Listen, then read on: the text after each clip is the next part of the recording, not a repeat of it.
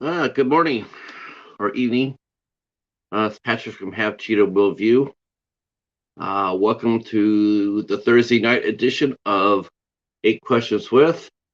It is still Creators Month here on the show, and we're going to talk to one of our very favorite creators, David Newton from David's Horror, and also the Coast to Coast Saturday Night live stream. And Yeah, I'm pretty excited about this. I know you hear me say that all the time, but I am. Actually, I'm excited to every time I get to sit here and actually be able to talk to somebody interesting. So, uh, uh, I want to say thanks to the early chatters that came in. I see Hobbs is here, and Mighty Casey. Hey, Robbie, I see you up there. Hey, Haddonfield Slasher, how are you? How are you? Hi, Bud. Caught Bud's live stream yesterday. Caught your interview yesterday, Buds. It was very, very good. Very interesting. Rick. Well, wait a minute. I gotta see. He's got the pad. He's got the name. I gotta make sure it's him. It's him. It's Rick. Whew. Always worried about that. All those impersonators. But only Rick knows the password. Okay. I'm actually looking at all the emojis that Hobbs was throwing out at me, and the one I was actually expecting to get was a broom, since the Reds swept the Guardians this week. And congratulations to the Reds for winning the first round of Battle of Ohio. Congratulations on that. Yet the mighty donut.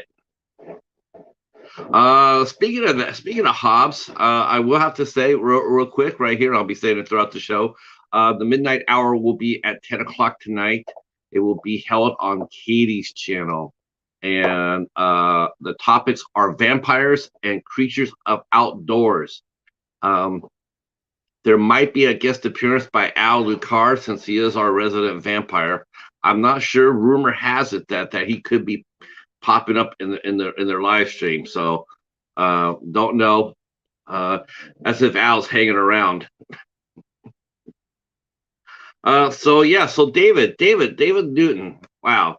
So he's a Renaissance guy too. Not only does he knows he loves horror films, he's also a vinyl record aficionado or collector. What am I trying to say that when I can't? I can say it in my head. Um, hey Echo, how are you? How are you? He also, for the longest time, had the coolest background of any of us.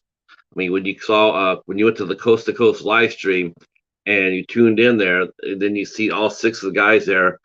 David always had the. I mean, and I'm saying this only because Ben would show off the guys, but then he put them out of the room. Well, David didn't. He had a magnificent Art the Clown behind him, and that Art the Clown costume actually made an appearance on the Midnight Hour as well, which was awesome. And he also has Sam. Sam was always peeking over his shoulder when they're doing the live stream. It's just a totally epic background. Oh, there he is. Hey, David. Aficionado. Aficionado. Yeah. I'm going to let you say it when you come up here. Hey, Michael. How are you, sir? Um, so he loves vinyl records, and he has a lot. He has a lot in his collection. He also is a singer. He sings, he plays his guitar, and he makes music. So he's a musician as well as a horror fan and a movie collector. So, and he also, like I said, he's also one of the main co-hosts on the Coast to Coast stream. Pretty much every Saturday night, for sure, you're gonna see Cody, you're gonna see Ben, and you're gonna see David, and they're gonna be chopping it up. It's definitely one of the funnest shows on the tube. I'm pretty much you could always, if you're looking for me on the tube on Saturday night, you can pretty much see me over there in the Coast to Coast gang, watching them chop it up. I've had the honor of actually going on there and doing a show with them a couple of times, and it's a lot of fun. A lot of fun. All the guys are really knowledgeable. We enjoy Ben's pizza parties.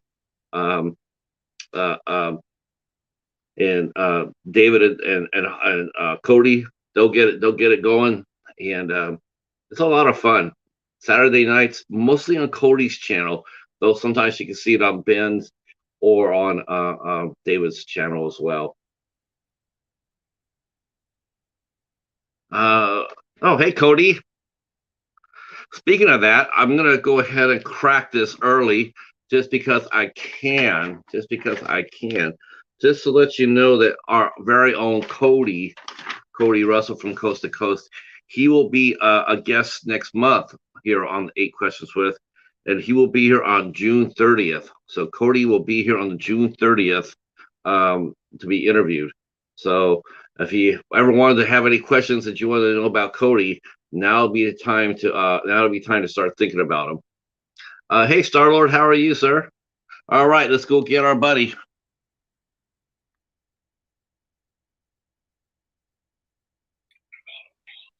Ta-da! All right. All right. How are you, sir? I can't hear him. He said, "How are you, sir?" My daughter missed her Bluetooth. Hi, David's wife. Can you hear me? Just start speaking. I'll tell you. Can you hear me now? I can hear you now. I hear you too. All right. Okay. I brought out Sam for you. Hell yeah, that's what I'm talking about. There he is. See, look, this is why you had the best background ever. I mentioned it in just a minute ago. Like you had the Art the Clown, and then he would be over there. That it would be Sam. It was just the coolest background ever. I know it will return. I have total faith that background will return one day. Hopefully one day, eventually. Cody saying hi. Who's the other guy? Just remember, Cody. Whatever you dish out tonight, you'll get back next month when you're sitting in that seat. So, yeah. Do you got a pen and paper ready? Do I have pen and paper ready? Yeah, I was gonna say you should start keeping track of the fun comments that Cody's leaving. Still trap, man. Still trap. You can't hear me? Oh, okay. Still trap. Okay. All right. And it's on video for prosperity. we already got questions flying. I guess we can start with that. A question real quick. What's your favorite comedy movie? Favorite comedy movie? You should tell him it's Headless just to blow his mind. I haven't seen Headless. Dumb and Dumber pops to mind. I also like Shaun of the Dead. I mean, it's got its comedic moments in it. I mean, yeah. I mean, there's a good horror comedy is it's a fine art. It's a real even line. You have to fine line. You have to be careful of. Like, you could go too much and become straight horror, or you could go too much and become just a comedy where people are just, even if you wanted to tighten it up a little earlier and make it more later and make it more suspenseful, you might have lost the audience because you're being just a little bit too slapsticky. So I think Shaun of the Dead is brilliant. Hot Fuzz is like that for me too. Yeah, I mean, it's funny as hell. It's gory, but it's still funny as hell. Robbie's saying Ace Ventura. I guess since Rick's the one that asks, I should say Pineapple Express. Okay, Pineapple. Wait a minute, that's not the one with the Seth Rogen in it, is it?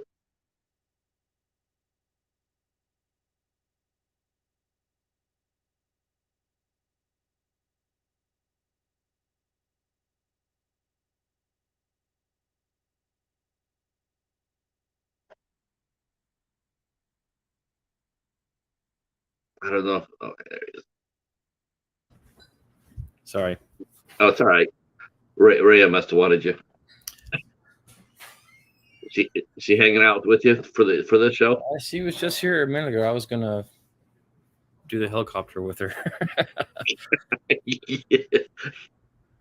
Yeah, that's the other thing too. I hope your phone doesn't buzz every time I do that. Does it? Does it go off? Okay, thank God, because I would stop. but I have insomnia, so it's just my way of keeping just staying sane. It's like I send everybody tons of cat reels. So hi CV, how are you? Not a ton of people. I mean, I send you a ton of stuff. Hi CV, how are you? Star Lord, I see you. Hey Quentin, how are you? We'll get here for a couple more minutes before we get into this.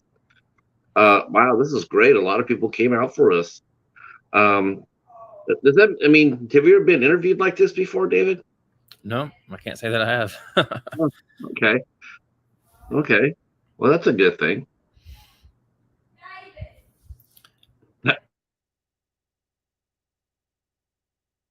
Okay. Echo Saint Ace Ventura Ratcatcher. It must be the third Ace Ventura movie. I have never heard of that one. There's only 2 to my knowledge. Is that a real movie, Cody or Echo? I don't think so.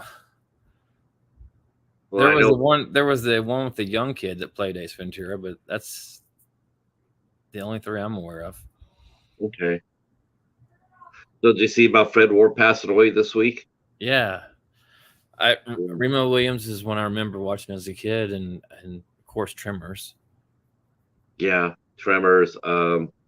Yeah, I watched Remo Williams' Destroyer too. But that was a good example of like I read the books. I used to read the books were called The Destroyer, Mm-hmm. and they used to come out in the 70s.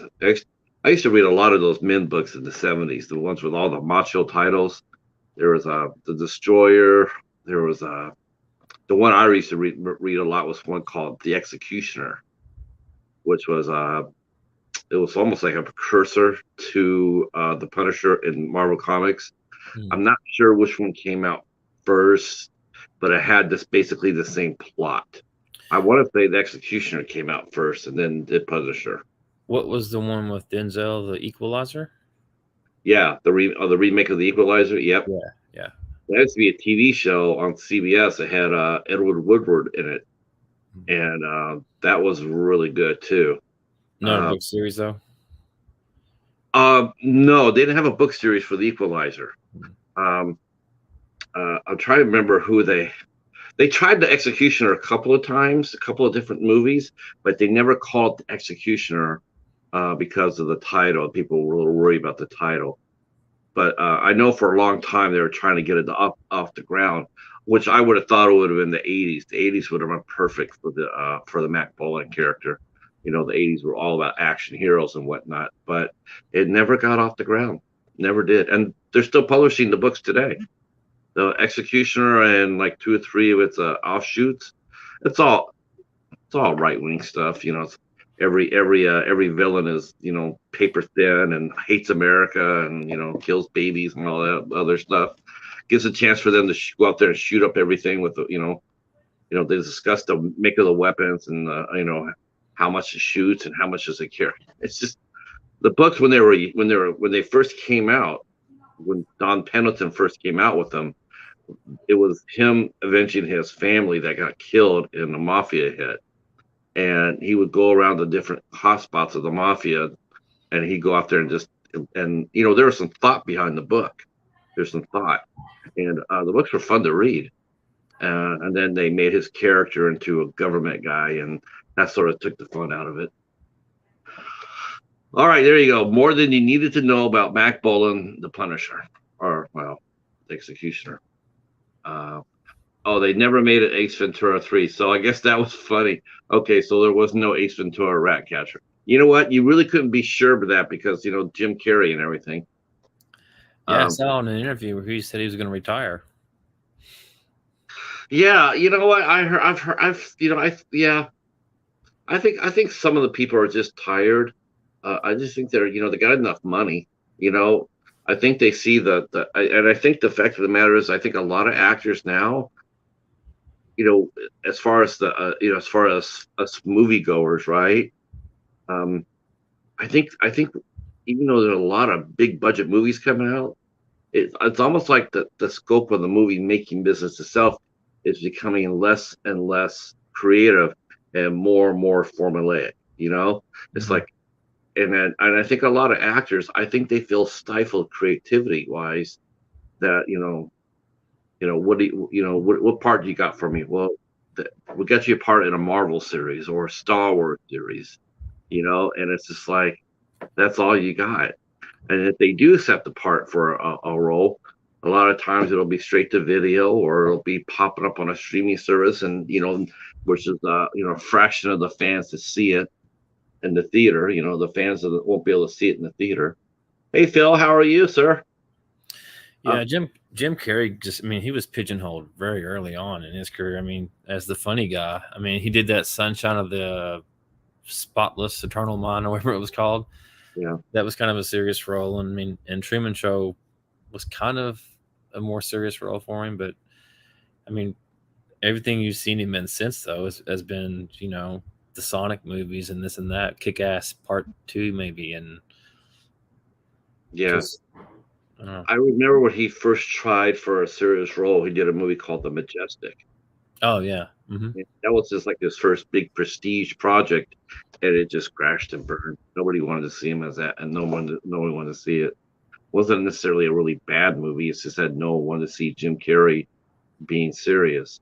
And he did to the number 23. Yep. And he's done some other. I think he did a spy movie.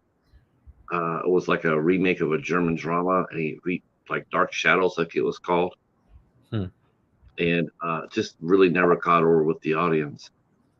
Yeah, but he really did get pigeonholed early. Every time, But you know what? Part of that too was he played that part in every role. He was like Ryan Reynolds. He was pre-Ryan Reynolds. Ryan Reynolds does pretty much the same thing that Jim Carrey does, but in bigger movies. They make a little bit more money now. I feel the same way about The Rock. I mean, he's always The Rock in whatever movie he's in. Yeah, it's funny too, because you have a feeling some of these actors, again, it's like, here you go. Do I think The Rock is just The Rock? That's all the range he has that he's going to show. No, I don't. I think he can actually show more range. I think he could do drama. I think he could do it very well. But for some reason, he just doesn't do it. I don't know if it's by choice. I would think at this point in time in his career, he could do whatever the hell he wanted. He could write his own check. Or does he just feel comfortable, doing all these big budget movies where he doesn't really have to do very much? Yeah. But let me get this going here, because I only have one preset question, and that is, where were you born and raised at? I was born in Kentucky. I've been here my whole life. I grew up in a small city of Nicholasville. It was about 10,000 people. It's since grown to about 20,000 people. It's become like a giant suburb of Lexington, Kentucky, one of our major cities here. But yeah, I'm born and bred in Kentucky. It's always been here. Is it a case of that you just never had any desire to go anywhere else? I'm the oldest of four. I like being close to my family. I mean, my brothers and sisters still live in Nicholasville, and my parents, and I just don't want to be too far from them. Did you get to go? Did you go places when you were younger? Did you go on vacations, or did you go out there and see the country a little bit when you were younger? We took vacations, mostly to like Myrtle Beach or to like Savannah, Georgia. My dad had a cousin out there that lived there, and we would go to the beach, but never really saw much of the West Coast. We're pretty much an East Coast family as far as vacations went. Now I've had the opportunity to do a lot of traveling with my job. I mean, I've been to Australia, Budapest, Paris, London, the Philippines, Beijing. I've been all over. Now, what are some of the places that you have enjoyed the most? I mean, of all those places you went for your job, I mean, if you could live anywhere else other than Kentucky, where would you set up shop at? In a foreign country, you mean, or just? No, in the foreign country, they will do domestic. I would love to live in London, but That's tied to my music. You know, Uh-huh. the Beatles and Eric Clapton and Led Zeppelin and all of them. I mean, they were all from England. But I guess my favorite place that I've visited was probably Australia. I really liked it down there. I visited Sydney a couple times. Awesome place. Yeah, I've always wanted to go there. It's it just seems perfectly. It seems so beautiful. Of course, then you got like 3/4 of the country though, or the continent. It's just wide open spaces. Yeah. There's nothing there. They don't grow anything. They're small towns intermingled, but most of the population is all on the coast. Um, how did you like Sydney? It's pretty cosmopolitan. We were staying in a place called Manly, which is just like across the bay, I guess.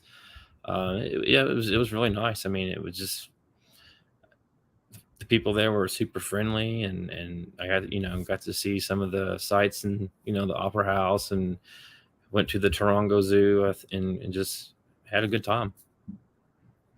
Now, when you were back when you were younger, did you get that on your vacations?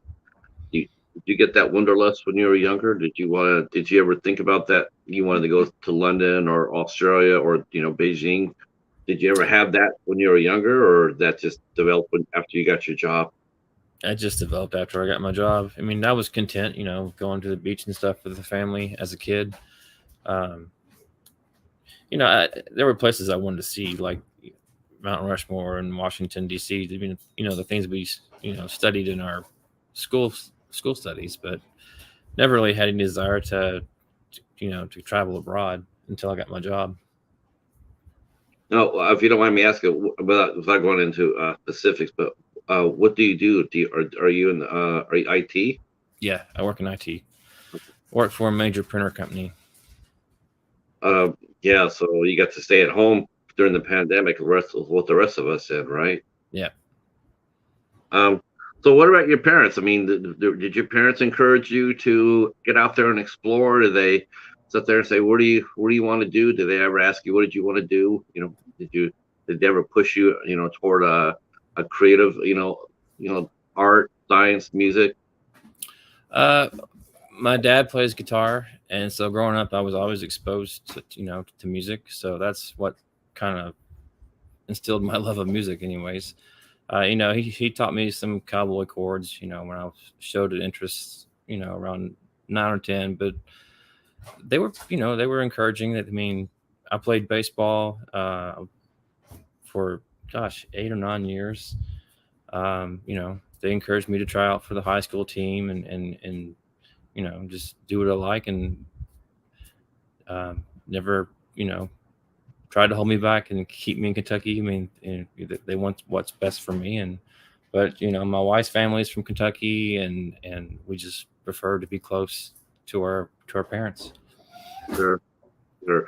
I guess you're the definition. It's safe to say you're a definition of a tight knit family. Yep. Yeah, that's something that's you don't we I don't know if we see I'm sure there are a lot of out there, of course, but it's something that you don't necessarily hear a lot. Like, I'm part of a tight knit family. I mean, you hear people say, yes, I have a family, or my family lives next to me or in the same town with me, but you don't really hear the first thing that people say as far as describing their family is we're really tight knit. Um, what do you think of the state of the family in America today? I mean, if you could, just based on what you've seen and what you've experienced, I mean, do you think family is as important to us as it used to be, or do you think it's sort of bygone a little bit? I feel like family is still important, but it feels like it's an entirely different dynamic now. I mean, when I was growing up, we sat down as a family every night and had dinner together. With everything being so fast paced, and everyone being attached to this, I don't feel like that dynamic still there in most families. No problem. No problem quitting. We'll catch you on the rebound. Yeah, that's gotta be that's good. I mean, you gotta be, when you see that, when you're coming up and you had your own family, you must have really held on really tight to those values and your own kids, like it's important to be here, for dinner time and say grace before dinner and whatnot. And I mean, I gotta say, I'm guilty too. I mean, I've got twin daughters. Growing up, one had basketball practice, one had cheer, so we didn't always sit down as a family either. It was just always something going on. yeah, but I mean, okay, yeah, but that's good though, because it's good to have activities. Yeah, Your parents encouraged you to go out and play baseball. I'm sure that when the games were there or whatnot, I'm sure you weren't always there, but as long as you were doing something creative, yeah, something to stimulate your mind. I'm sure most parents and your parents in this case, I'm sure they didn't mind once in a while when you were missing dinner. It's like yeah. as long as you were doing something that was productive, then of course. Uh, so what did you do as far as like when you weren't playing sports? You played a lot of guitar. Did you decide ever? Did you ever form a band when you were younger? No, I didn't. I didn't actually join a band until I was in my late 30s.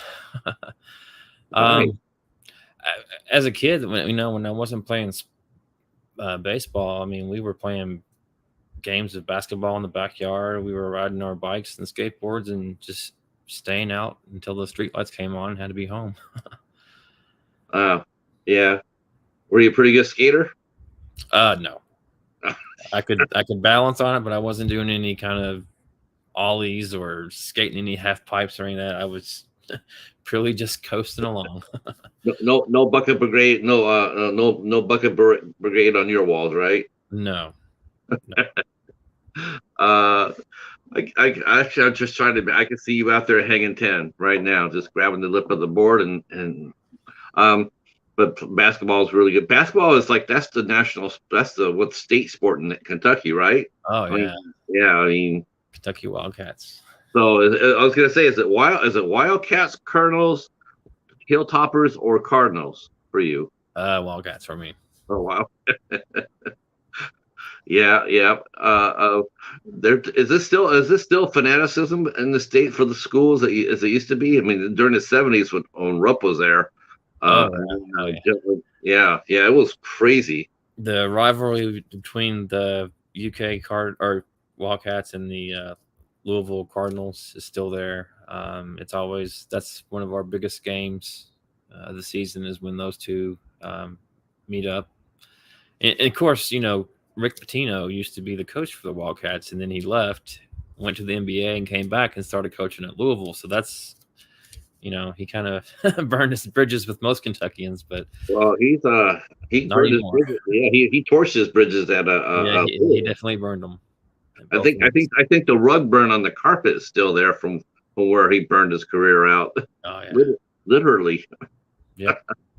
Uh, that, so now, what did you do as far as entertainment when you grew up? I mean, what kind of TV shows did you guys were you I know you probably grew up with like I did, with the four stations, so whatnot. Did you guys have a VCR when you were younger, and what did Oh you yeah. what did Yeah. you We had a VCR. We didn't have any of the cable channels like HBO and Showtime and all that, but my aunt did, and she would record everything to VHS. So that was a lot of my exposure to movies was borrowing tapes from her and watching Elm Street Part 1 and 2 for the first time, seeing Terminator. I mean, those were all recorded from her HBO and Showtime subscription. So that's how I first saw those movies. um and your parents did they enjoy them as well, or they just said, he just gave them to you and let you watch them? And Mom always watched movies. Dad has never really been one to want to sit down and watch a film. Um, and he's that way even today. But yeah, mom's always the one that watched movies with us. She would of course screen them. So if there was anything with nudity or whatever, she wouldn't let us watch it. So if we were going to see something like that, like in Friday the 13th, we had to sneak and watch those. What was the first? What was your first horror film that you remember watching? First one I remember watching was probably Nightmare on Elm Street 1.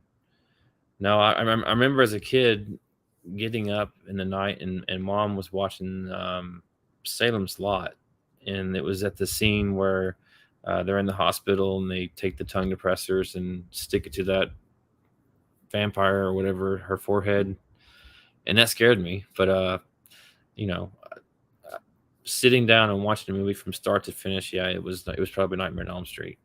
So your mom was watching Salem's Lot when you came in, and so your mom was a horror fan. Yeah, still Oh, is. yeah, yeah. Yeah. So do you guys watch horror now together? Um, Not so much. We have gone to the theaters. I think the last thing that we saw together was probably The Meg, which I wasn't all that crazy about. I don't know if you call that horror or not, but we saw that together. Did she just come out shaking her head, go like, what did we just watch? Yeah, she's if something she doesn't like it, she'll let you know. She's not afraid to voice her opinion. Is your mom there right now? So this is probably where you got your because you and we have something in common. Big, big, big. What's that?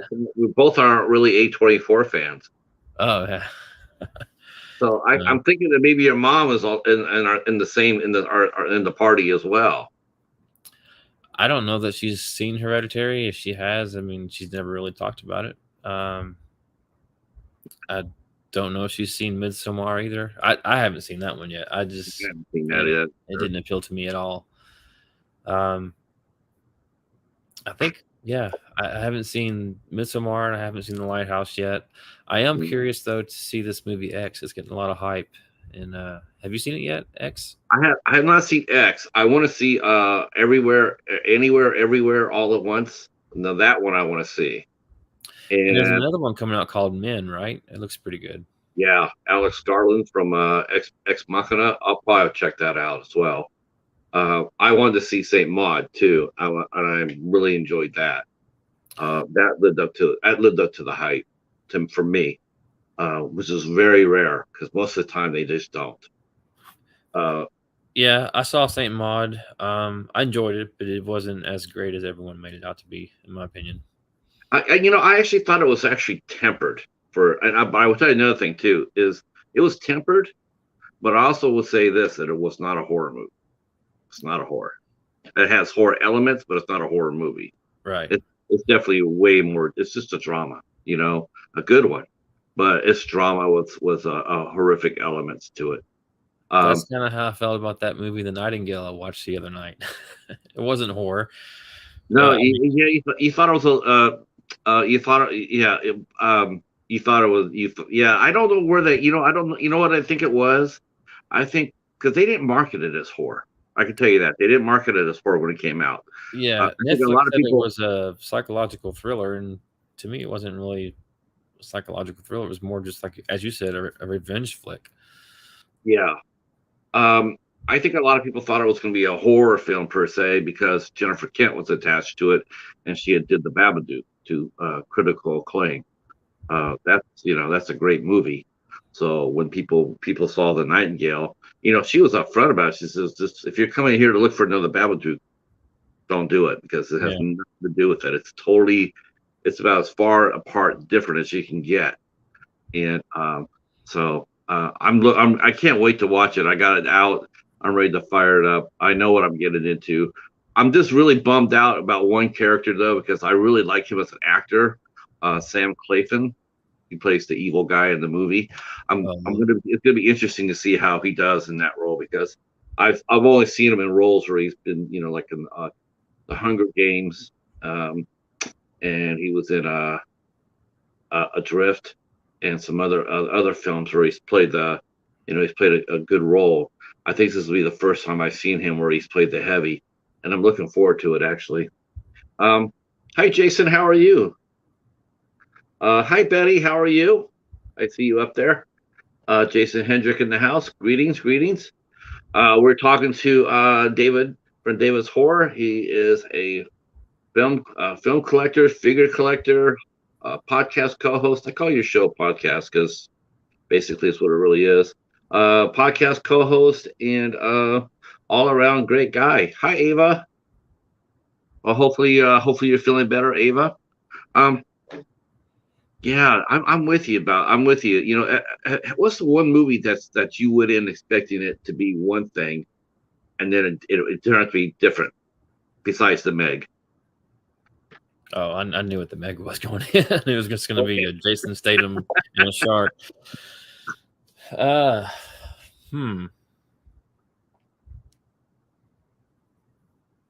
Trying to think of one.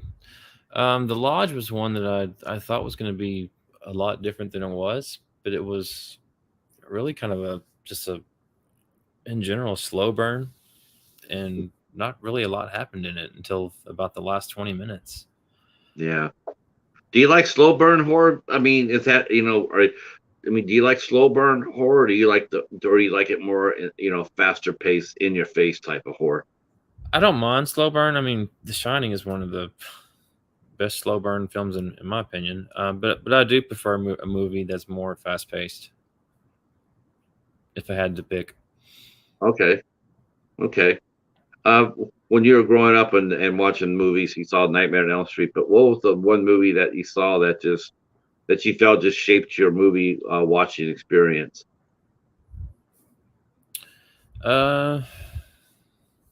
Hard to pinpoint just one, because I mean we watched everything, not just horror. I mean, we were watching, the Rambo movies and Commando and Cobra and just anything and everything action, really. Sylvester Stallone and Schwarzenegger were the big heavies then. Yeah, Commando is that's a guilty pleasure. That movie's so goofy. I haven't seen it in years. I'm afraid to go back and revisit it because it Oh may my tarnish god, that movie that's so goofy. I actually did this though because I've seen it several times, but next time I think someone else did it on the tube.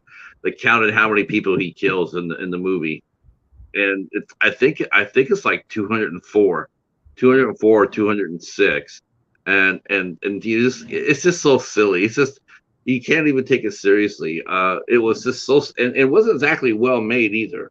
The editing is really bad. There's a lot of continuity errors in it, and the editing is just like, whoa, Lord. It has a fun cast in it, but good Lord. I mean, you go back and watch that thing now, you're just like, did I really think this was all that in a bag of chips? That's why I haven't gone back, because I don't want to tarnish my memory of that movie. It's sort of like one of these things where you go up to your friends, you go up there, oh man, watch this movie. And then as it goes on, you're just going over there going like this. Especially as they're sitting over there, because they're sitting over there, because that's happened before where you get a movie that you're really excited for someone to see, and maybe you haven't seen it for a little bit. Well, check this out. Then you put it on there, and then you're watching it for the first time. You're going like, wow, did I really like it that much? It's like, what are we watching again? Commando. But yeah. So how about you and your friends? Do you guys just go out there and just talk movies? I mean, and what was the first movie that you bought for yourself, and how old were you? As far as friends, I mean, we would talk about movies, but I don't recall going to a lot of movies with friends. I mean, my best friend growing up, we would go to the theaters, and I saw Point Break and Flatliners and Dracula and all that stuff with him. But my other friends, we would just talk about it maybe like at lunchtime and at the cafeteria, just what's everyone been watching and what's good and what's not. Those conversations were geared more towards the horror movies, because a lot of my friends were really heavy into Freddy and Jason. I didn't discover Michael Myers until later. I think Halloween 4 or 5 may have been my first exposure to Michael Myers. So he's one I didn't really get into until much later in my teens.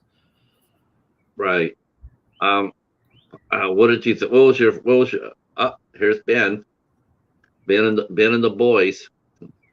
Do I told him, and honestly, see if you agree with me on this. This is what something I'd like to see before the end of this year.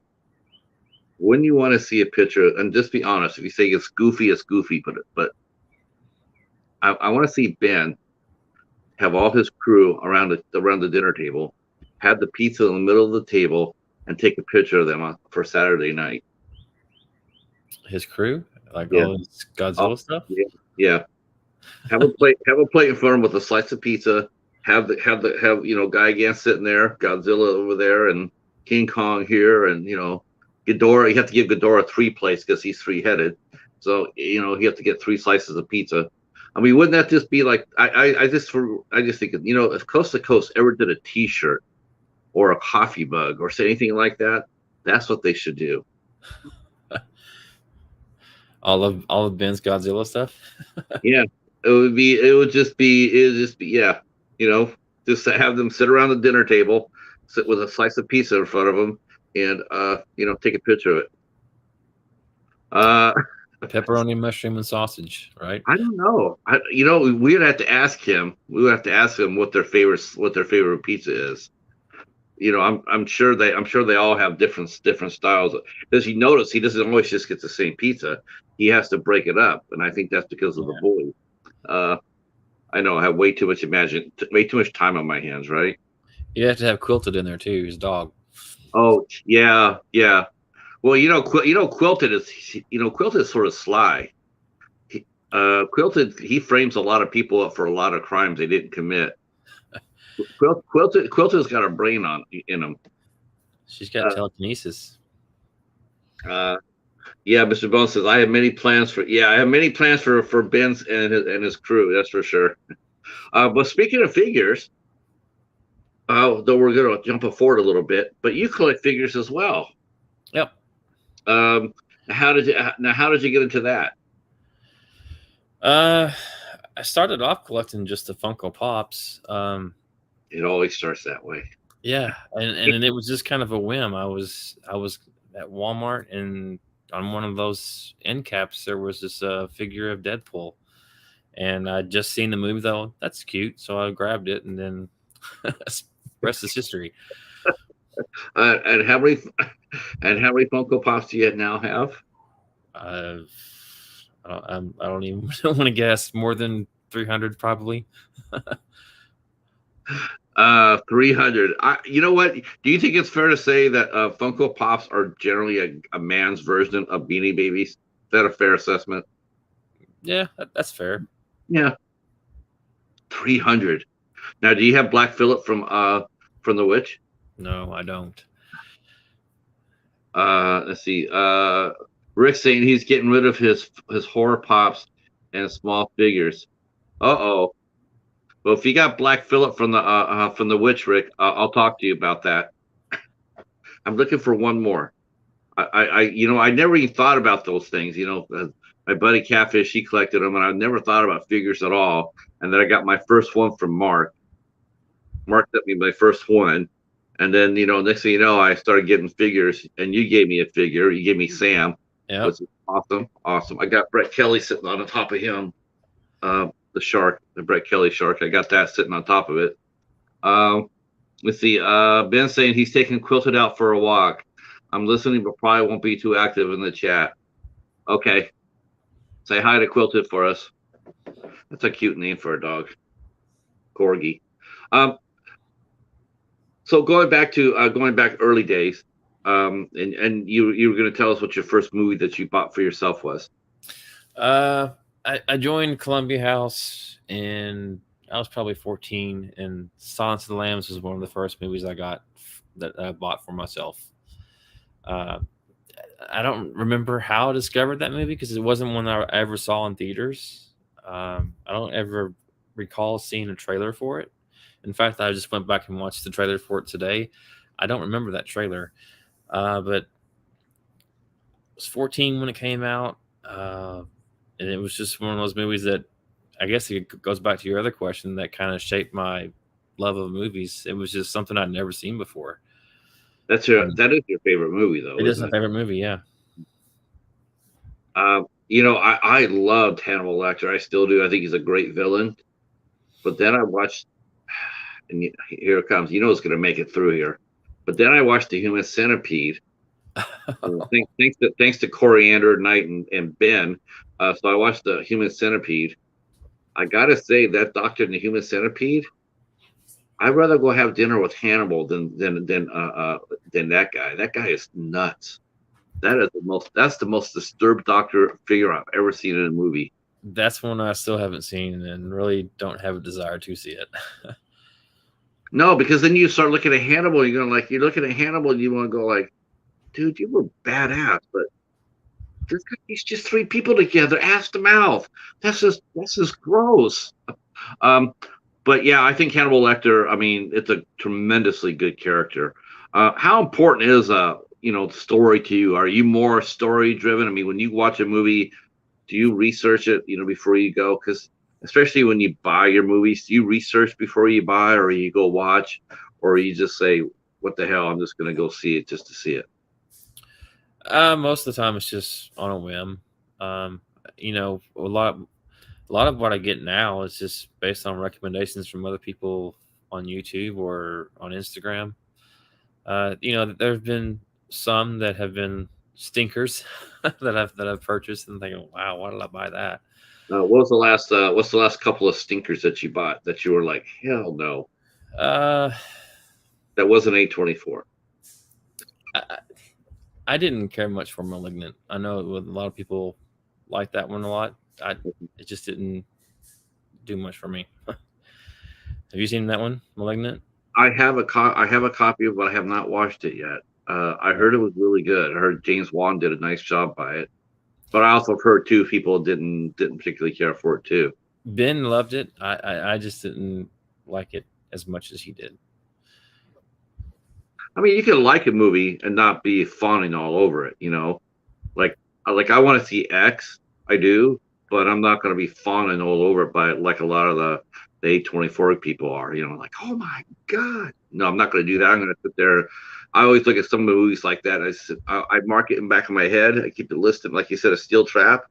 And then when I do see it, if I see it and it's a good price, yeah, I'll pick it up. Just, because I want to see what people, I want to see for myself what people thought about it, But I won't run out there the first day and Tuesday and spend $30 for it. No, I won't do that. Hell, those days are done. Yeah.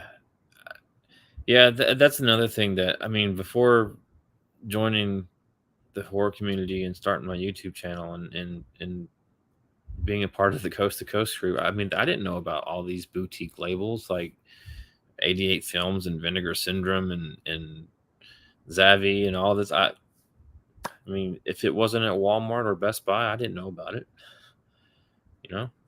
No, I'm with you. I mean, before I started getting collecting, I really didn't even think about it either. It wasn't until like I bought my first because it was on sale. It was on sale, right? There was a 10 for 10 sale at the local video store, and so I just was going up and down the aisles picking out movies that were $1 a piece. And a blind buy is pretty much about 80%, 85% of my collection has been strictly blind buy. It's just seeing it for the right price and just picking it up. I mean, so there's some that like some I know, like the big budget movies or whatever, but a lot of the movies that I watch and review were blind buys or word of mouth. I didn't know anything about IFC or IFC Midnight. I didn't know anything about that. And I just got my first one for $1. I went home, I watched it, I liked it. I said, this is pretty good. And then I became, but I don't have any, even today, I don't have any really boutique. I don't have anything. I think I got two things. I got two big boxes. I got a Evil Dead box set from Lionsgate. The Groovy one? Yeah, but doesn't have Army of Darkness in it. And then I got the Friday the 13th box set from Screen Factory. And that's really all I have as far as, boutique goes. I don't have anything else. I've got a few. I mean, Phil has sent me some in some trade boxes, and there have been a few that I've bought from Shout Factory. But for the most part, I mean, if I can't find it at Walmart or Best Buy, I mean, do I really need it? Because I mean, those things aren't cheap. Like to get something from like 88 Films or Vinegar Syndrome. I mean, they're like asking $40 for some of these special editions, and it's like, really, $40 for a movie? Yeah, yeah. I mean, do you find it's just, do you find sometimes you feel like you're almost priced out of the hobby? I mean, yeah. I mean, I'm always amazed for some of the money people spend. Yeah, People come in there and they go like, I got this for $40, and I'm going. At the time, I go there and I go like, $40, man. That's like 30 movies at the Dollar Tree. You know? yeah. I don't buy my movies at the Dollar Tree. I know a lot of people have started doing the Dollar Tree theater. I don't know. Most of those are what, like B movies or schlock? No. Actually, Really? it used to be. Yeah, it used to be. A lot of us is bottom of the bucket. I'd be the first to admit that. Mm-hmm. But as they've sold more and more and more and more people got into it, going and finding movies there, they have actually stepped up their game big. Okay. Yeah, now you see recent releases there, and you see a lot of recent releases. Yeah, they might be B movies, but they're coming out a lot sooner than later. And you're not gonna see them out on the shelves. Um, so I've gotten a lot of good films from there. I've gotten TV series from there. For $1, $1.25. It's amazing what they put on the shelves now. And Big Lots is also like that too. They sell a lot of good stuff for cheap, because Ollie's doesn't do movies anymore. Like Ollie's was they sold movies, but they got out of it. Mm-hmm. And now Target's, they're almost out of it too. Best Buy, I don't know. Best Buy, I know my Walmart seemed to be made a comeback of a sort with their media section. It got bigger. Yeah, my Walmart used to have like 2 aisles dedicated to movies, and now it's just one aisle. But I mean, I'm starting to see it kind of inch its way back just to being what it was. But the thing that aggravates me about Walmart is that a lot of the stuff that I want to see, like from Shudder and stuff, is only available on DVD, and I don't know if it's considered snobbish or not, but if it's not Blu-ray or 4K, I don't want to buy it.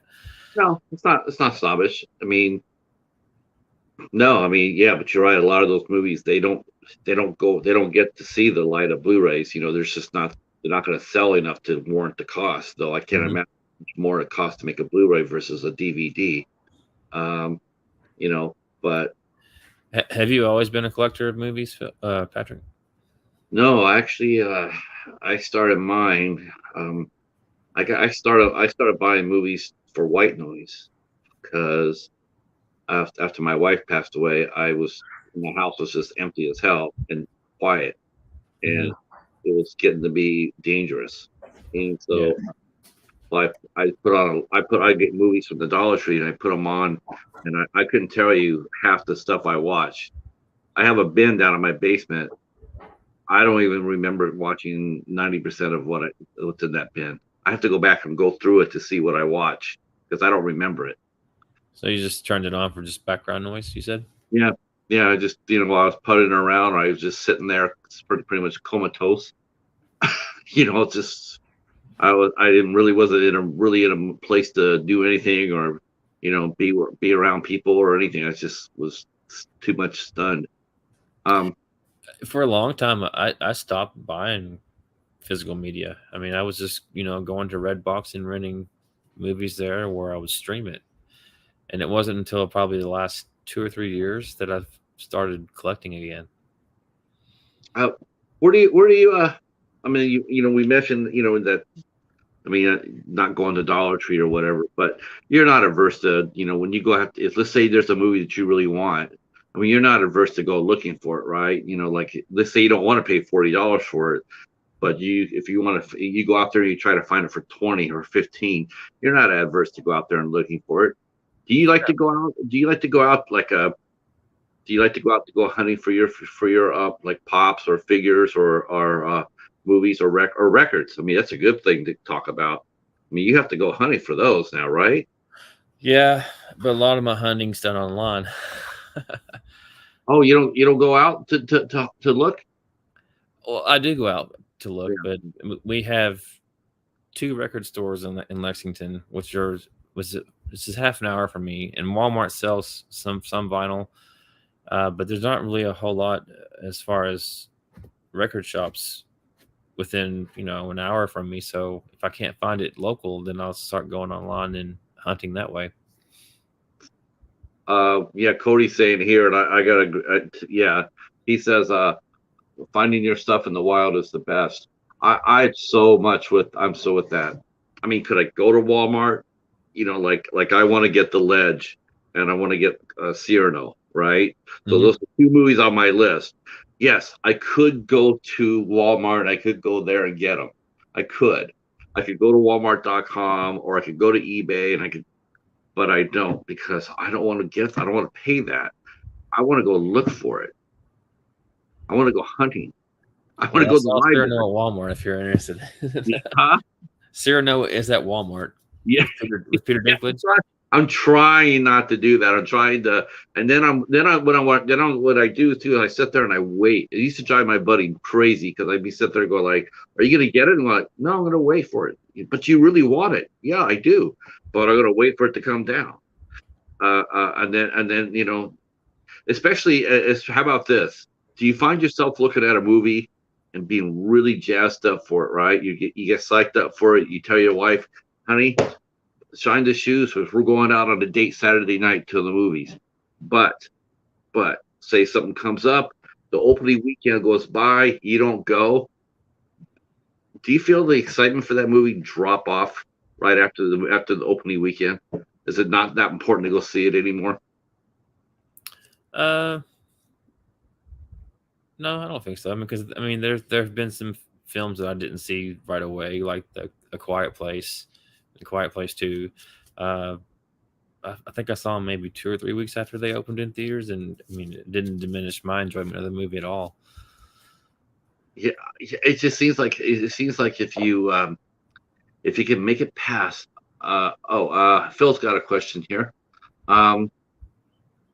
David, what's your favorite five favorite YouTube channels you think anybody should join?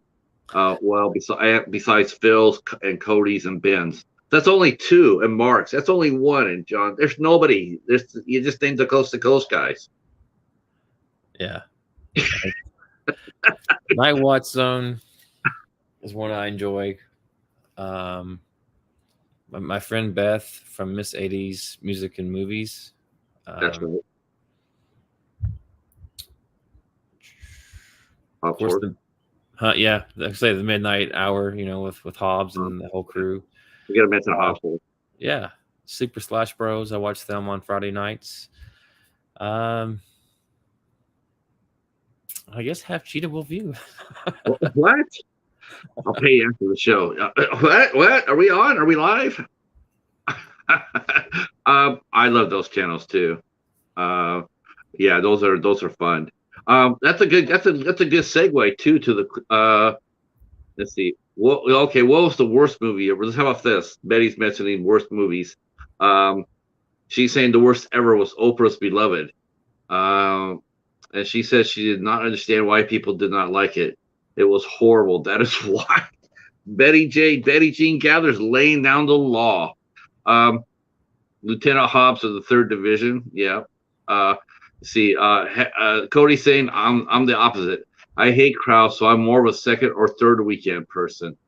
You know what? Like I said, it used to be like you get a movie, right? Like The Matrix Resurrections, right? You get hyped up to see it. And then if you miss it, right, you don't go out that first weekend, it's like a wave breaks over, and then you just go back and go like, you know what? I didn't spend the $20, $25 it would take to go over there to see it. And with the movies hitting the home market so fast, it's like 45 to 60 days when they're out. It used to be like 90 days or even 120 days before it got released to home market. Now the release coming so fast, you just wait and it comes out, and you can pick it up then. Everyone shout to David. Everybody's shouting to you. Shout out to David. Yep. Let's see. Funny you mentioned the Matrix 2 is the reason I hate opening weekends now. Oh, Yeah. There are some movies like Halloween movies. I feel like that if I don't see them the weekend they come out, something's gonna be ruined for me. Because I mean, everybody posts their reviews, spoiler filled and spoiler free, but it's just inevitable. You're gonna see something that you don't want to know about a movie and have it ruined for you. yeah. What do you think? Do you think YouTube is do you think it's a if you're a movie lover, YouTube is pretty much not a good place for you to go if you don't want to have your movie spoiled. You think that's pretty fair to say? I mean, it's hard to escape the trailers and the reactions and the reviews. I mean, you can avoid the trailers, but if someone has their video titled Laurie Strode will die and Halloween ends, and then they list the poll, will she die in the beginning or the end? It's like, well, I didn't know she was going to die. So, I mean, did someone know that, or are they just speculating? So it's just, I don't know. Halloween is one of those franchises that I don't want anything spoiled for me, and if I can, at all costs, I'm going to avoid the trailer or trailers. But it's the same way with Instagram. I mean, you can't really escape it there either. I mean, as you're scrolling through your feed, I mean, people are posting, articles and pictures and this and that. I don't know. It's getting harder and harder not to have things ruined, especially if you're a part of any kind of social media. Yeah, you guys do a really good job at that in the Coast to Coast. I got to say that right off. When you guys talk about a movie that's a big movie that's hot and current and everybody's talking about it or whatnot, you guys do a really good job about not talking about spoilers. Even if you've seen the movie, you won't talk about spoilers. You'll just sit there and say, well, you enjoy the performances, or maybe I wish it was like another 20 minutes, longer, or 20 minutes shorter, but you won't go into detail. Like, I can't believe they killed Michael Myers. You won't do that. And I really do appreciate that, because there's a lot of live streams out there. That's what they'll do. They'll grab a movie. They'll go like spoiler free, right? Right. Spoiler free for the first day. And then the next day it's spoilers. It's like, not everybody's going to see the movie that you come out on. Like, not everybody's going to be able to go out on a Thursday night at 7:00 to see the movie. Sometimes they won't get to see it until the first weekend or second weekend. I just think it'd be good to not talk about the movie for a good couple of weeks. Don't be that person. You can still talk around a movie without talking about a movie. Yeah. Is that pretty fair to say? Yeah, waiting at least a week would be great. But yeah, I agree with you. I mean, in some of these channels, they have big subscriber counts. I mean, they get like early access to some of these films. They get screeners. So they've seen the movie like on Tuesday or Wednesday of that week, and they've already filmed their review of the movie. But I guess legally they can't post it, or else they'd probably be banned from YouTube or whatever. But yeah, I mean, like the day of the movie, like that Friday, you're seeing those videos. Phil, wait, the Titanic sinks? Well, I guess I don't have to watch that now. Well, yeah, but Phil, did you see Titanic 666 yet? On Tubi, at the Tubi original. Have you seen that yet? Titanic 666. No. Oh my gosh. Do you like independent movies? Well, I know you do because you like IFC, but besides IFC, do you like independent films? Or you like more mainstream? I tend to be more mainstream. I don't know what's one that you consider to be independent. Maybe like the Nightingale. Okay. Probably not one I would have watched, but because we're going to be reviewing it, I went ahead and watched it. That was not my first choice. My first choice was Swallow. I was going to pick Swallow to be my first choice. I've seen that one too. Yeah. Now that's top of the food chain for me. But I just thought because we came from Relic, I thought, okay, we'll just, maybe we'll take a step down. I was like, okay, we'll do Nightingale because, that's Jennifer Kent. It'll be fun to watch. It'll be a period piece. It'll be, won't be nearly as intense. I'm sure it is. But then again, don't worry though, because after Mary picks her movie, you are up. You're gonna pick it because you're Okay. part. Yeah. Oh, that's right. We hadn't even talked about that yet, have we? Because you are now one of the ISC Midnight Nights. Um, I'm so happy to have you too. I really am excited when I asked you, and you said, "Yeah, I can. I think I could do that. I might be a semi night, but I could do it." I was really excited by that because because you're like me when it comes down to ISC, you're a big champion of it, and so I was really glad you said yes. Uh, do you like collaborating on YouTube, or do you find it to be a little time consuming? I enjoy it.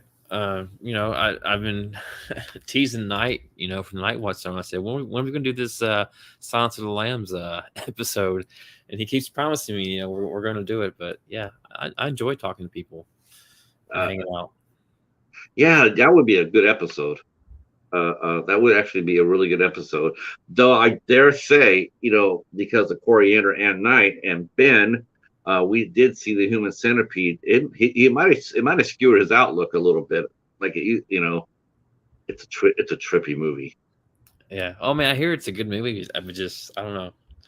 I watched it. Casey sent me a copy. I watched it. I'm going like, okay, on one hand, I'll sit there and say this movie is really good. On the other hand, I'll still sit there and say this is not a movie I'm going to be out rushing back to watch it all over again. It's not that kind of movie. You're going to be like, whereas Silence of the Lambs, you can watch that 20 times and still, when's the day? Oh, hey, Rhea. Orange cat rule. That's all there is to it. Oh, helicopter. I know. I love that. I love that reel. That's hilarious. Yeah. Speaking of collaborations, singing. You like to sing. Mm-hmm. And you said you joined a band. What kind of band did you join? We were just a cover band. Played a lot of songs from the '90s and stuff. Pearl Jam, Radiohead, Foo Fighters. We did some earlier stuff too, but mostly songs from the '90s. Did you? What's your favorite era for music? Ooh, my gut reaction would be '90s. Okay. Growing up with the grunge and all that stuff, but I like a lot from the '60s and '70s too. Yeah, I like grew a up lot. in the '80s. I mean, I grew up in the '80s, so all the bands like Bon Jovi and the hair metal stuff still have a soft spot for that stuff as well. Sure. The '80s were, the '80s were great. I mean, '80s and '90s both. Yeah. I really do believe that after the '90s, I think music is, as we know it, is sort of, I don't know, it doesn't have the same hook it used to be. Yeah, there's not a lot of new acts today that really do a lot for me. Everything's so polished and auto-tuned and sampled and beats, and it all starts sounding the same. Yeah. Let's see. Bones is saying Jonesy. Yeah. Let's see. David and I have a horror karaoke episode collab coming up. Talk a little bit about that. I mean, is that going to be like songs off of horror movies? Yep. Ben's got a segment he does on his channel where he sings songs that were featured in horror movies. I think he did a cover of Goodbye Horses from Silence of the Lambs. I think he did Somewhere Over the Rainbow from Wizard of Oz. I don't know if you call that horror karaoke or not, but he did. I don't know. He did that. So Ben and I have been working on each doing a song from a popular movie from the '80s with vampires. Okay. All right. Wow, that'll be tough. That'll be tough. What are you? Tell us a little bit about your vinyl collection. How many records do you own? I started collecting vinyl. Gosh, 2015. My good friend from high school, he's like, man, you should start buying vinyl. I was like, why? an antiquated form of music, right? He said, no, but it just sounds so much better. So I bought a cheap turntable one year for like $60. It was like at a garage sale. Bought my first record, which is the Foo Fighters, listened to it, and yeah, it did sound really good on vinyl. And started buying up anything and everything I could find there for a long while. And quickly amassed a pretty large collection. I've got over 1,000 records. Yeah, nice. Yeah. Now, do you do this to preserve your records? I mean, when you play them, do you play them on a turntable, or do you find yourself like my friend used to take his records and make cassette tapes? I guess now I would sit there and say you would take it and burn it down to a disc, like a CD, and that way to preserve. Hello, Cass. That way you could listen to it, without damaging the record. You play the record, record it onto a CD, and then play the CD wherever you go. My record player has the capability for me to rip it to my computer, but I don't. I just listen to it on the turntable and file it back on my shelf and pull it out again later. I want to listen to it. Now, does your wife like this? Does she like horror movies and 80s music like that too? Is she a fan? Do you guys watch a lot of TV together, or Yeah, she likes horror movies. She's a big fan of 80s music. Her favorite band is Journey.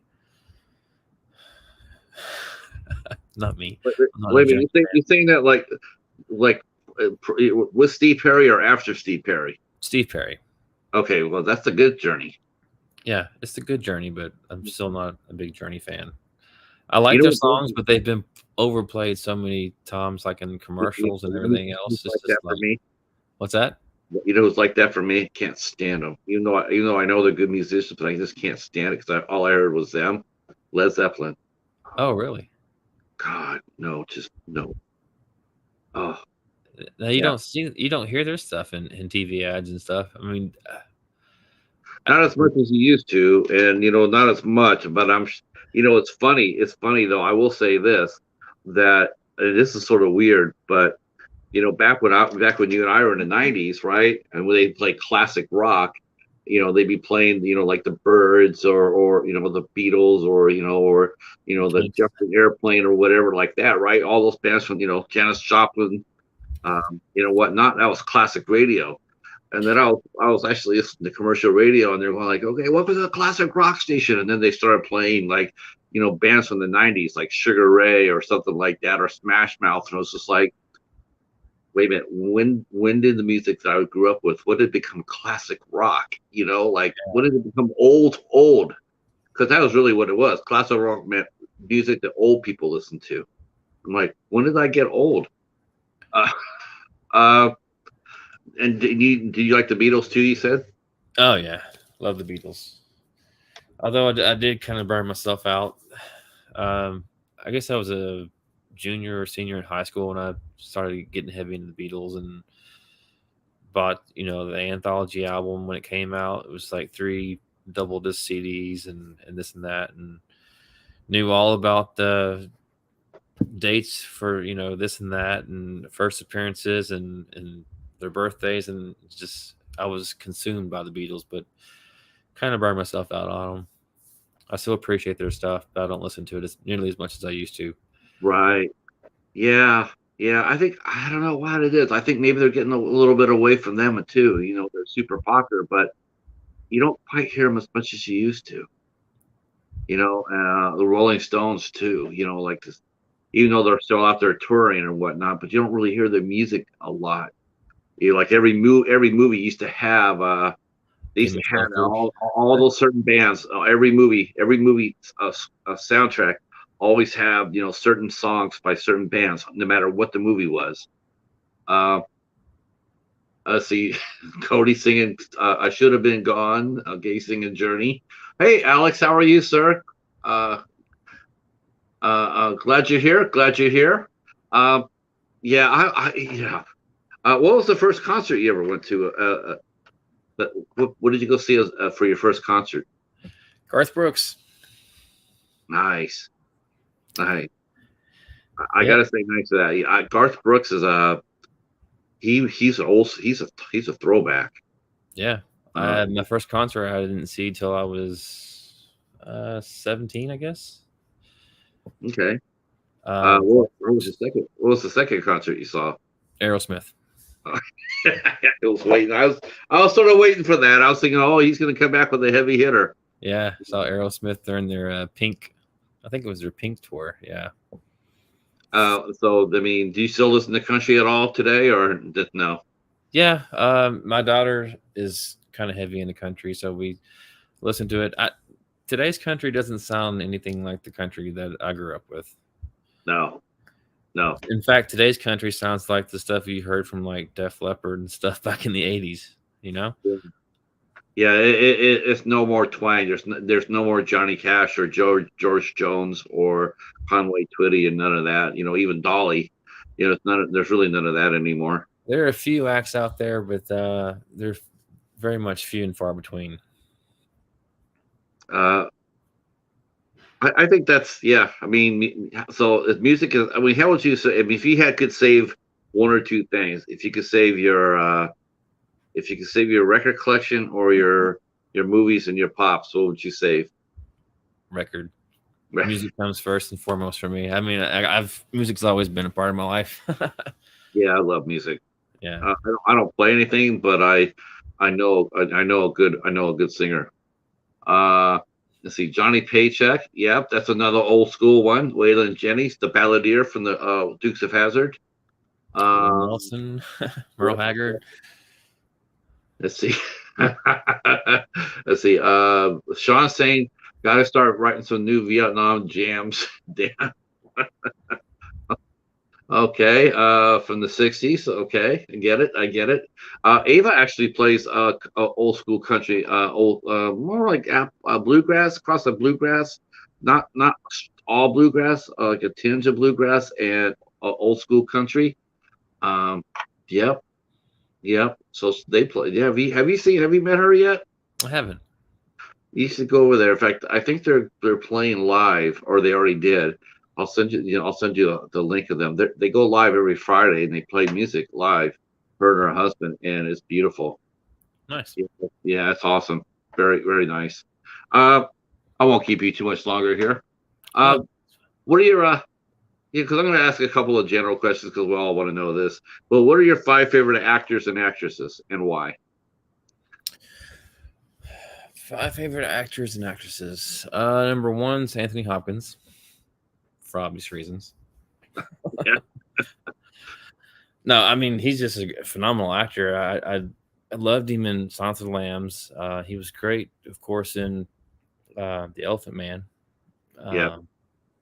I mean, in high school, Brad Pitt was like the big thing. So all the guys were kind of anti Brad Pitt, but I mean, I enjoyed Anthony Hopkins in Legends of the Fall and Meet Joe Black. Thought he did a phenomenal job in The Edge. I love that movie, The Edge. Yeah, The Edge is awesome. Awesome movie. Let's see some more actors. I've always been a fan of Kiefer Sutherland. Flatliners is one of my favorite movies as well. Lost Boys. I enjoyed Mirrors, and of course, he was in my favorite Western, the Young Guns movies. Did you ever watch 24? I didn't watch that series. No. Oh man, so good. That series is fire. It really is. I don't know why. I just, for whatever reason, the TV series I've kind of gotten out of the habit of watching. I watched the Game of Thrones, which is something that was completely out of my wheelhouse. I never grew up watching fantasy type movies, but I really enjoyed Game of Thrones quite a bit. Yeah. Let's see. Sean's mentioning underrated Anthony Hopkins performance, Audrey Rose from 1977. Yep. He did a movie. He did a movie that was that no one really talks about. It was stood underneath everybody's radar, called The Right. Oh yeah, that's a great movie. I liked it quite a bit. Yeah, I like. There's one that I need to see that I've heard lots of positive things about. It's called Magic, where he's, I guess, a ventriloquist. Yes. Yeah, that's a great one too. Spooky as hell. Is that one on Tubi? Because I haven't seen it on Shutter, and I mean, I don't know if it's on is it Tubi. a hard one to find? I think it's him and it's Anne Margaret. Oh, And yeah, 1977. Yeah, the commercials for that, the previews for that, mm-hmm. yeah, that sets you on edge. That was really spooky. Anne Margaret from Tommy, the Who. And yeah, Anne Margaret. You know, Grumpy Old Men. yeah, from you know the from the Elvis movies, Grumpy and Grumpier Old Men. Mm-hmm. Yeah. Let's see, a Dollar Tree classic. Is that where you got your copy? I got mine from Family Video. Sensational movie. I like the right. Yeah, me too. Me too. I was impressed that he took it. There's one other movie he did that I have not seen that I really want to see. I think he did it with Justin Timberlake called Fracture. Yes, that was a good movie as well. Yeah. Another one that was really good with him was Instinct with Cuba Gooding Jr. Yes, That's yeah, a great movie. he is and he can slide in between good guy and bad guy, and do it seamlessly. I mean, Mm-hmm. he always got cast as the heavy as earlier in his career, but then as he got a little older, then he switched over, and of course, Silence of the Lambs just put him over, which is really strange, is because he had really, really big shoes to fill. I mean, because that wasn't the first appearance of Hannibal Lecter. No, it was Brian Cox. Brian Cox. Now that's not a guy you want to follow. Like, okay, yeah, we're recasting, and yeah, well, who played the part before me? Brian Cox. What's my agent's number again? Because you sit there because you're going to be intimidated by that. I thought he did a really excellent job. I mean, he did, and funny enough, he wasn't the first choice to play that role. It was I think Gene Hackman wanted to play it. Can you imagine Gene Hackman as Hannibal Lecter? No, he would have been all wrong for the part. Yeah, and even De Niro was potentially someone they wanted to do it. Yeah, he would have been wrong too. Yeah. Though I will give Robert De Niro a credit. He did try his hand at horror. I think he did a couple of horror films. Cape Fear. Yeah, Cape Fear. I don't know if that was so much horror as it was crime. Not horror, but it was a good movie though. One of the favorites. I was thinking more like Godsend. He did Godsend. Then he did one with this girl, like Don't Be Alone, don't be afraid of the dark or something like that. Cool. It was but he's not a horror drama either. I don't think he could do horror. I know he did I think he did Angel Heart with Mickey Rourke. Yep. Yeah. Yeah. I have to go back and watch him as that. But yeah. Well, he played the devil too a couple of times. Holy cow! I know he did one with the devil and Daniel Webster. He did a remake of that.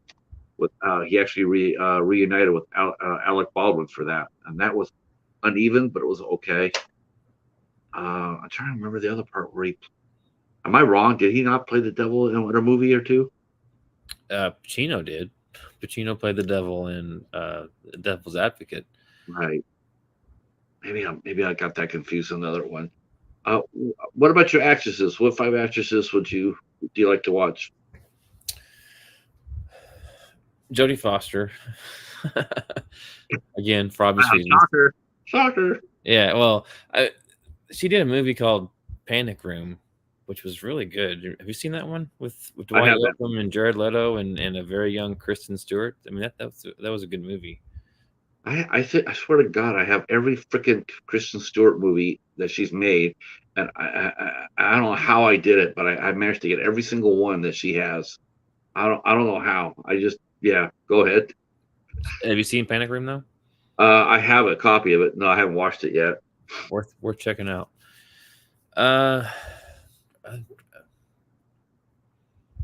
Female actresses.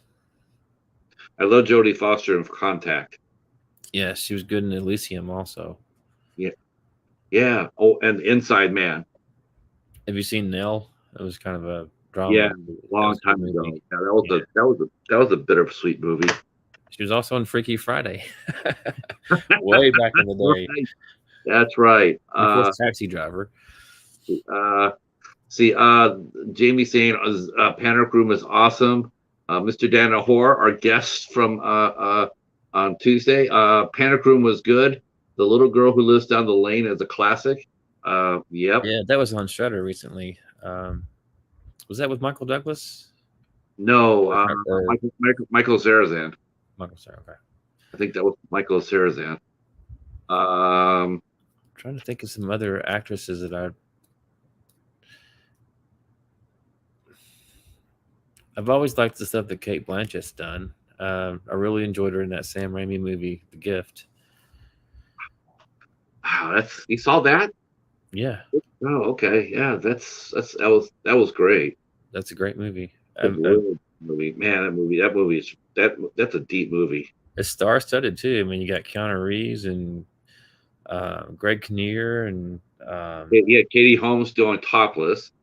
Katie Holmes. And while you're recovering from that, then you're trying to figure out that because your mind is blown that they cast Kinnear against type, Yeah, and it worked because he's the most unlikeliest guy. You're like you just every time you ever saw Greg Kinnear, he's always been that. It's always been that. Like a poor man Aaron Eckhart. Like a real sturdy, real solid. Good guy. But then when he saw him in The Gift, sorry, spoilers, I won't tell you exactly what happened, but you saw him in that in The Gift. Wow, it was just like, damn, you didn't see it coming. That's a good question for you too. What movie has ever really shocked you? And is there movies that you'll shy away from that like when you just won't watch it, or will you give everything at least a chance? I try to be fair and give everything a chance, but Cannibal Holocaust is one that I really had no desire to see. Yeah. I don't know why that is. I mean, I watched the documentary on it on Shudder on the cursed films, and it just didn't look like something I would really enjoy. I'm trying to think of a movie that Suspiria is one I've never seen. I don't know why. It just seems a little too artsy. The first one is really good. The Argento version, that's really good. Really And what's good. funny is I have the soundtrack to the new Suspiria because it has Tom York, and I'm a big Radiohead fan. Right. Let's see. Sean's saying we need a Panic Room Blu-ray or 4K release like yesterday. That's not on Blu-ray yet. The Gift is fantastic. Kind of like when Keanu is a bad guy. Yeah, He played a few bad guys. yeah. Definitely. He was in a movie. What was it called? The Watcher? I think is what it was called. Where That he was was kind of a serial killer. Yep. Yeah, that was a good movie. James Spader. That was Yeah, James Spader. They cast him all the freak show roles. Like we need I someone love him really in twisted with Blacklist it. though. Yeah. We need someone to come in to play that's really twisted and crazy. All right, get Spader on the line. Do you think as far as our media goes, both social media or books or movies or TV or whatnot, do you think that it's going to slide into extremism? Like people are trying to push social agenda or their own ideals in movies to try to influence people. Do you think Hollywood has gotten away from this for a story to be a story? I think that there definitely are some of those types of movies, but I feel like a lot of people mislabel movies as being woke. Like the new Candyman that just came out. It was a good movie. I mean, I don't feel like Jordan Peele was trying to push any kind of agenda. Not as much as people were accusing him of doing that. Yeah, my only problem with the movie, and Phil will tell you the same thing. The only thing that because I was actually I was fired up to watch that movie, and then I went to one of his streams and they were talking about it. And he didn't spoil it. The only thing he mentioned was that Tony Todd was in it for like 30 seconds. I'm like, all right, well, I guess I'll be waiting for that one because I was so disappointed in hearing that. I was like, that was the reason why I was going to go because without Tony Todd, you're not making this movie. And I couldn't understand it. That'd be the very first question I would ever ask Jordan Peele was, how could you make Candyman and only give the guy 30 seconds? Could not understand that for the life of me. It just blew my mind. Let's see. Send more paramedics. I don't know his first name. I don't. Or I forgot. I don't. Huh? Anthony. Anthony says hi. Let's see. Oh, there's Cody's telling me. Thanks, Cody. So let's see. David's missing out. Is he missing out on Cannibal Holocaust or Suspiria? Probably both. Probably both. He loves how Cannibal Holocaust ruins everybody's day. Get a grip. Oh my gosh! Here we go. So Sean has probably all. He probably has all the centipedes. Hell yeah. Let's see. That's funny. What's the other one everybody talks about? A Serbian film. Right. I've heard what's involved with that, and that's just something that doesn't interest me at all. No. I heard that. I mean, extreme. Hell yeah, that's what we're talking about. Said when are we going to get a Trick or Treat 2? That's a good question. We are long overdue. I mean, we're still waiting for Terrifier 2 because I know Terrifier is one. Is Terrifier one of your top 5 films too? Or I don't know if I call it my top 5. Art's one of my favorite newest icons of horror. Art and Sam. Yeah, those two make a great team, by the way. Yeah. We are getting Terrifier 2 this year in October, but I mean, I know what's it? Michael Dougherty, is that his name? That did Trick or Treat. What was he involved in recently? Was it one of the Marvel movies or? Probably isn't everybody either? No, it was Kong, right? Kong and Godzilla, right? Oh, right. And at one point, he said that after he was finished with that, or with Kong and Godzilla, that he would love to do another Trick or Treat 2, but I've not seen anything, about it. Yeah. It's so weird because it seems like every year Sam gets more popular. That's the weird thing about it. He gets more popular every year. And you'd be surprised, Patrick, as to how many people don't know who Sam is. They just think he's just a Spirit Halloween mascot or something like that. Really? Yeah. Oh my gosh, man! We have to educate them. Sam is a horror icon. Did you like that? Are you a big fan of anthology films? I mean, that were your favorite type of movies too? I mean, is that? And why do you like Sam so much? What makes Sam so appealing? I just liked how that movie just kind of weaved all the stories in together, Yeah. Like a good anthology should. Yeah, but it rarely gets done. It's hard. Anthologies are hard. They really are. And, you have such different mixtures of directing styles and the story, the way they tell. I mean, there was a movie called Holidays that came out and it was really uneven. But it was like the stories that were good were really, really good. But the stories that were bad were really, really bad. Let's see. Jamie says she needs a Hellfest 2 as well. And I would like to see a Haunt 2. Let's see. David, Sam or the Leprechaun, who wins? Man, you gotta send us a harder question than that. Sam's gonna crush that. Yeah, I would say Sam. All he has to do is just put him in the bag. Good. Game over. Thanks, Sean. Yeah, that had some, that has some great stories in it, but boy, it has some sneakers as well. What are you looking forward to? What are you going to do with your channel the next year? Maybe to the end of 2022 here. Got any big plans for the channel? I'd like to do some more live streams. Maybe host some more, trivia nights. That was fun. Yeah, I'd like to get some You got the new Silence of the silent. Let's see, the Scream of the Lambs, the podcast, right? Scream of the Yeah. Lamb.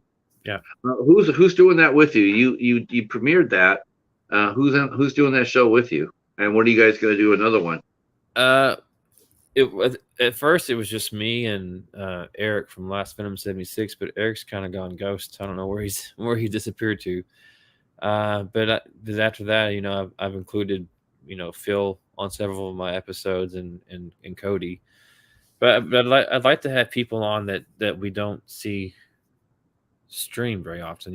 Like you had Tristan on last week. I would like to see maybe Tristan come on one night and other YouTubers that are either just getting started or have established themselves. I'd love to get Jim from Now It's Dark to come on as well. Well, I bet he'd do it. I bet Yeah. he'd do. He's been everywhere lately. Yep. Really glad to see that too. He finally got over. Okay. He Don't finally. jinx him. And I like to sit there and laugh at that. I like to think of that as funny, but honestly, I'm really nervous to say it. I truly am. Like, it got me. It's got in my head. Like, if I say that, it's gonna screw him over, and I don't want to do that. But I really hope that, yes, I hope that he stays over where he needs to be. Yeah, he's a really nice man, and I was so glad to see him out and about, and I think he'd be great. I thought Mr. Dan Ahor, who we talked with on Tuesday, man, I think he'd bring a lot to the party. Yeah, a lot of new channels that I would love to have on. Echo Zero, he's really good. He's really good. He's strong too. He's got a nice collection. He's got good opinions. He knows a lot. He's really good. Of course, if you could, somehow, some way drag our buddy Sean up there, that would be awesome. Jamie, if you ever want to do like a music-oriented show, you can grab Jamie. She sings, and she has a fine voice. I mean, there's a lot, and I know you have Sean Derek from Halloween PDX, but he's boy. Everybody thinks that everybody wants a piece of him. I mean, he's always busy. I mean, he's just busy. Yeah. I've tried like 3 or 4 times to get him on here. I can't nail it down. He's just that's just how it is. It's just really, really busy. And of course, you had a Hobbs on there. That was cool. You and Hobbs were really strong together. I thought so anyway. Yeah, that was a lot of fun. Yeah. Yeah, that came about because Derek wanted to stream with Phil and Hobbs and myself, and it was very difficult to get that arranged. And when I thought I had it all, set up and squared away, Derek's was still a little late. Yeah, it happens though. Sometimes that happens. Like sometimes I'll get a guest for the show here, and it's like once in a while, like they'll get they have to go on location, or or get sick, or get called in. It doesn't always work out. But just try to reschedule it. Does anybody have any questions for our guest, David? I'm sure they do. I'm sure I've been probably missing everything. So ask your questions. Ask your questions about David. While they're coming up with some questions for you, I'll ask this one because I'm sure everybody wants to know this. But how did you meet the Coast to Coast guys? I met Ben first. Ben had a contest where he wanted you to come up with a parody porn name for a movie or something like that. Yeah, it was one of his contests, and I. Did you win? I didn't win though. No. But I did an entry for his contest, and I started following Ben, and then I saw that he was streaming with Andrew Ballina and Cody, and just started joining in on the chats, and then I guess one weekend Cody asked me if I wanted to join the stream, and I said yeah, that I'd be honored to, and then it just kind of kept inviting me back, and I guess I've still in the late phases of the hazing, but they treat me okay. Cody wants to know, Dave, what's the number one live stream that stretches coast to coast? Oh. Say Super Slash Bros blows mind. Let's see. Hobbs is asking, Hobbs, what is your favorite Halloween specials on TV? The only ones I remember growing up were, I guess, the Garfield Halloween and the Great Pumpkin Patch with Charlie Brown. Yeah, Great Pumpkin Patch. Okay, Casey's asking you your favorite Beatle. George Harrison. George Harrison. The Quiet Beat. Ben is throwing up a smiley emoji. Cody say, and now he's a regular. Yep. Garfield's Halloween. I gotta get that. I reviewed both Garfield movies, right? With Bill Murray. Yeah.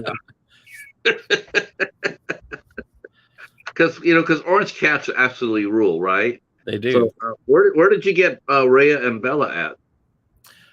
Bella was a barn cat that we got 12 years ago as a kitten. She was the runt. And Rhea is one that I adopted a year ago from our local PetSmart store. Okay. My wife had just lost her father, and I just lost my dog. So I just thought, it would be nice to have a new pet. And her dad's name was Ray, so I called her Rhea. So that's where the name comes from. That's very sweet. To see, Cody says, if you could sing a duet along with, Hobbs is sitting there saying, if you could sing a duet along with me, no. But that's a good question. I'll take that question. I'll shape it here. If you could sing a duet with somebody, who would you want to sing it with? In the horror community, or just? Oh no, I mean, if you had a chance to, anybody? Yeah, anybody, like Garth Brooks. If you had a chance, would you do it? Yeah, I would do it. I don't know if I would pick Garth Brooks as this person I would want to do a duet with. Okay, who would you do? Gosh.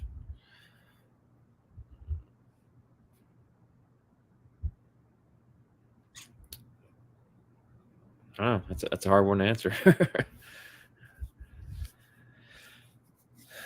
Duets, like a female male duet, or just a duet? Just do a female one. I really like Sharon Van Etten. She's an artist I've been following lately. You familiar with her? Let's see. No, I don't see no Rolling Stones. No. Do you think? Would you watch Kiss if they came on stage, even though they're all wheelchairs? Would you watch them still? Would I watch Kiss? Yeah. I've never been a Kiss fan, so no. Kiss and Rush are just two bands I just don't care much for.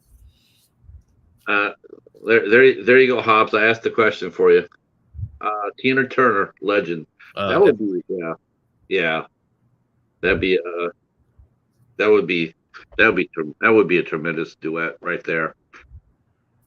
It's funny how she got older and she got better. I watched the HBO Max special on her recently. Man, she's still feisty. Still fight. Yeah, definitely. Yeah. Hobbs is I got hell of him. He's bumping my feet. Wow. All right, guys. I want to say thank you, guys. I'll let you go. I want to say thank you guys so much for coming out and hanging out and supporting our show tonight. It's been awesome. Thank you, David. I know it's probably not the easiest thing to do for the first time, but when you come back, you'll be more ready. Or even better yet, when you launch the silence of the screams of the lambs, you'll be doing the interviewing. That's okay. Let me ask you that before the last question. Who would you like to interview on YouTube? If there was somebody you could interview on your show, or if you and the Coast to Coast guys could ever get anybody to interview, who would you pick? Like a Grail guest, someone you would want to. I'd love to be able to get like someone like Sean Clark. You know, do you know who he is? No, that one I'd never heard of him. Sean Clark's done a lot of specials like on Blu-ray releases where he visits the sites where they shot movies and stuff. He's a big collector. He's got a podcast called The Thing with Two Heads. He's just got this tremendous collection. He's very knowledgeable about horror movies, and I think he's like an agent to a lot of these celebrities that do the horror cons. Okay. Well, yeah, that's a good one to end up with. Yeah. Thank you guys so much for coming out. I'll put David's information down below. You can see him every Saturday night about 9:15 on the Coast to Coast stream. Channels vary. I mean, you host, Ben's hosted, and Cody hosts.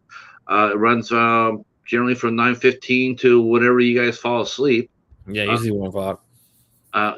So you guys can all come out and check that out. I'll put the link down below for that for everybody on the Coast to Coast crew. I'll put their links down below. Next week, I got to do this since I didn't do that at all. So next week's schedule. Wow. Okay. So we got next Sunday on Al Lucar's channel. We're heading back to Al Lucar's channel for our coverage of Freddy versus Jason, 9:15 or 9 o'clock East Coast. We have on the 24th, we have singer-songwriter Emotion will be here. On the 25th, we have Richard Scott will be here. On the 26th, we have Sean Jackson from Lost in the Reel and the Cinema Squad. He'll be here next Thursday. And next Friday on the 27th, I will be hosting the biggest show ever. I'm attempting to host a radio drama cast. They do a radio drama. It's called St. Mary's, the School for the Children of the Stigmata, and that will be here on the 27th. Hopefully, if that works out well, I'm going to do it again in July and in June. Hopefully, it'll work out in June with a World War II radio drama cast. So I'm really hoping that works out. And that's it for next week's entertainment. We will. Let me say goodbye to these guys one more time, and then we will. The midnight hour at 10 o'clock on Katie's channel, popping the popcorn at 10 o'clock, which is in about 30 minutes. All right, stay right where you're at, David. Thanks everybody for coming out. We'll talk to you guys soon. Peace.